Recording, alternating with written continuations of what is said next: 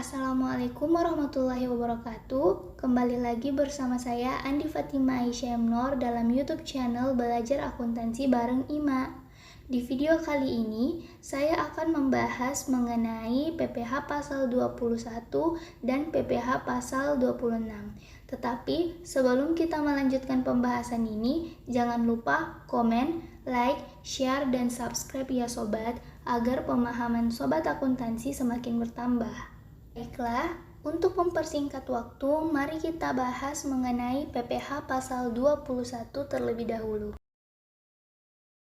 Materi yang pertama yaitu pengertian PPh pasal 21.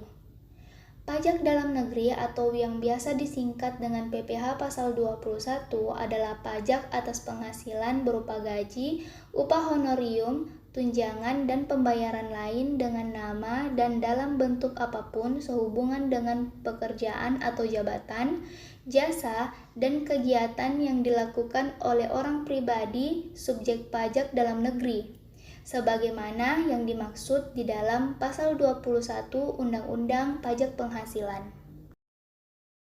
Materi yang kedua yaitu subjek PPh pasal 21. Secara umum, subjek PPh pasal 21 dibagi menjadi 4, yaitu yang pertama yaitu orang pribadi atau perorangan, yang kedua warisan yang belum terbagi sebagai suatu kesatuan menggantikan yang berhak, yang ketiga yaitu badan-badan, dan yang terakhir yaitu badan usaha tetap atau BUT. Yang ketiga yaitu subjek pajak dalam negeri. Subjek pajak dalam negeri dibagi menjadi 3. Yang pertama yaitu orang pribadi yang bertempat tinggal atau berada di Indonesia lebih dari 183 hari dalam 12 bulan. Yang kedua yaitu badan yang didirikan atau yang bertempat kedudukan di Indonesia. Yang ketiga yaitu warisan yang belum terbagi sebagai suatu kesatuan menggantikan yang berhak. Materi yang keempat yaitu subjek pajak luar negeri. Subjek pajak luar negeri dibagi menjadi 2, yaitu orang pribadi yang bertempat tinggal atau yang berada di Indonesia tidak lebih dari 183 hari dalam 12 bulan. Yang kedua yaitu badan yang tidak didirikan dan tidak bertempat kedudukan di Indonesia. Contohnya yaitu yang menjalankan usaha atau yang melakukan kegiatan melalui BUT atau Badan Usaha Tetap di Indonesia. Contoh yang kedua yaitu yang menerima atau memperoleh penghasilan dari Indonesia bukan dari menjalankan usaha atau melakukan kegiatan melalui BUT di Indonesia. Materi yang kelima yaitu objek PPh pasal 21. Objek PPh pasal 21 terbagi menjadi beberapa bagian. Yang pertama yaitu hadiah dari undian atau pekerjaan atau kegiatan dan penghargaan. Yang kedua yaitu laba usaha, yang ketiga yaitu royalti, yang keempat yaitu sewa dan penghasilan lain sehubungan dengan penggunaan harta, yang kelima yaitu penerimaan dan perolehan pembayaran berkala, dan masih ada beberapa objek PPh pasal 21 lainnya. Yang keenam yaitu dasar perhitungan PPh pasal 21.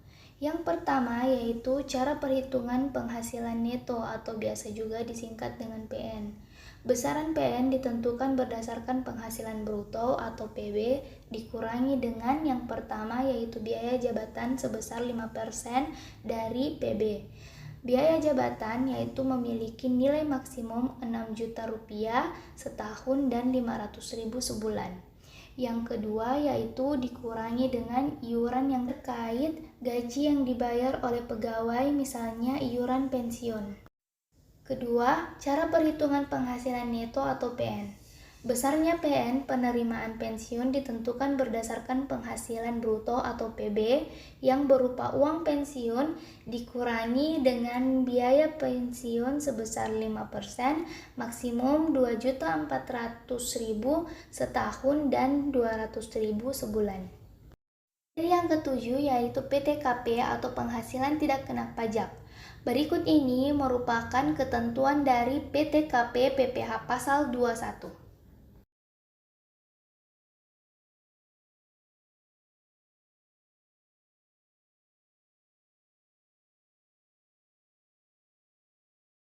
Materi yang ke-8 yaitu tarif PPh pasal 21. Tarif PPh pasal 21 yaitu tarif dikali dengan dasar pengenaan pajak. Jika tidak memiliki NPWP, maka dikenakan tarif yang lebih besar, yaitu sebesar 20%. Materi yang ke-9 yaitu contoh perhitungan PPh pasal 21. Soalnya yaitu si A DPP-nya 56 juta. Berapakah pajak terutang ketika memiliki NPWP dan tanpa memiliki NPWP? Jawabannya, jika memiliki NPWP maka rumusnya yaitu tarif dikali dengan dasar pengenaan pajak. Sesuai dengan tarif PPh yang sudah saya jelaskan sebelumnya, yaitu si A memiliki DPP sebesar 56 juta. Jadi perhitungannya yaitu lapisan pertama yaitu 5%, kita kalikan dengan 50 juta maka totalnya yaitu 2.500.000, dan pada lapisan kedua yaitu 15%, kita kalikan dengan sisa DPP-nya yaitu sebesar 6 juta maka totalnya yaitu 900.